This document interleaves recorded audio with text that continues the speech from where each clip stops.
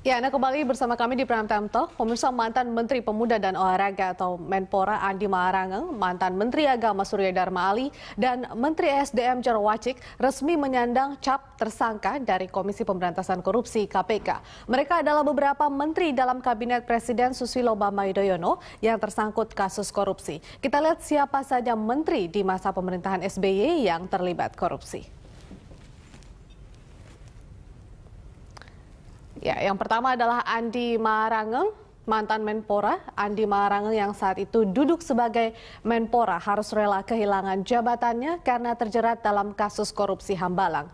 Andi langsung mundur sesaat setelah KPK mengeluarkan surat cegah bepergian ke luar negeri. Saat ini Andi sudah dijatuhi vonis 4 tahun penjara dan denda 400 juta rupiah. Selanjutnya ada Jero Wacik. Ya, Jero Wacik diketahui terlibat dalam kasus pemerasan. Menteri SDM Jero Wacik menambah daftar Menteri Kabinet SBY yang dijerat Komisi Pemberantasan Korupsi atau KPK. Jero diduga menyalahgunakan wewenang sebagai Menteri SDM yang memeras untuk mendapatkan dana operasional tambahan. Tidak tanggung-tanggung, Jero diduga mengantongi dana 9,9 miliar rupiah dan terancam hukuman 20 tahun penjara. Selanjutnya, KPK juga menetapkan mantan Menteri Agama Surya Dharma Ali sebagai tersangka kasus korupsi, dugaan korupsi penyelenggaraan haji 2012-2013. Dugaan korupsi penyelenggaraan haji itu terkait dana pemondokan, catering, dan transportasi. Sesaat setelah ditetapkan sebagai tersangka, Surya Dharma langsung mundur dari posisi Menteri Agama. Namun hingga saat ini dia belum ditahan. Selanjutnya, ya, ada Siti Fadila Supari. Saat ini kasus Siti Fadila dilimpahkannya ke KPK dikarenakan KPK menangani kasus yang sama. Sebelumnya Siti Fadila sempat menjadi tersangka di Bareskrim Polri. Bahkan kasusnya pun sempat maju ke kejaksaan. Tetapi berkasnya berkali-kali harus dilengkapi penyidik Polri hingga akhirnya dilempar ke KPK.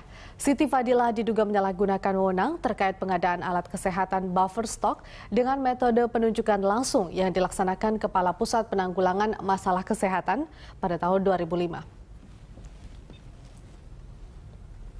Ya, ada Rudy Rubiandini, mantan Kepala Satuan Kerja Khusus Pelaksana Kegiatan Usaha Hulu Minyak dan Gas Bumi atau yang lebih dikenal SKK Migas. Rudy Rubiandini divonis 7 tahun penjara dan denda 200 juta rupiah, subsidi kurungan 3 bulan.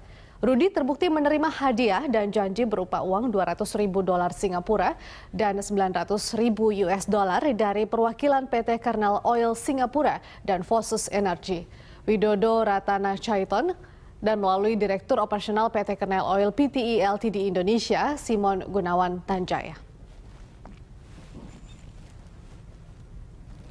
Lalu ada Hadi Purnomo. Selanjutnya KPK menetapkan Ketua Badan Pemeriksa Keuangan BPK Hadi Purnomo sebagai tersangka kasus dugaan korupsi terkait permohonan keberatan pajak yang diajukan Bank Sentral Asia. Hadi dijerat dalam kapasitasnya sebagai Direktur Jenderal Pajak periode 2002-2004. Atas penerimaan keberatan itu, negara dirugikan senilai 375 miliar rupiah. Terakhir ada Jakobus Purwono. Ya, KPK menetapkan Direktur Jenderal Listrik dan Pemanfaatan Energi Kementerian Energi dan Sumber Daya Mineral Jakobus Purwono sebagai tersangka dugaan korupsi pengadaan sistem listrik tenaga matahari untuk rumah tangga pada tahun anggaran 2007-2008. Kerugian negara diperkirakan mencapai 119 miliar rupiah.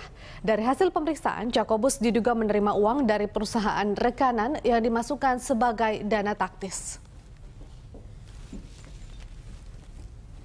Ya, itulah demikian sejumlah pejabat ataupun juga menteri pada masa pemerintahan SBY yang terlibat sejumlah kasus korupsi.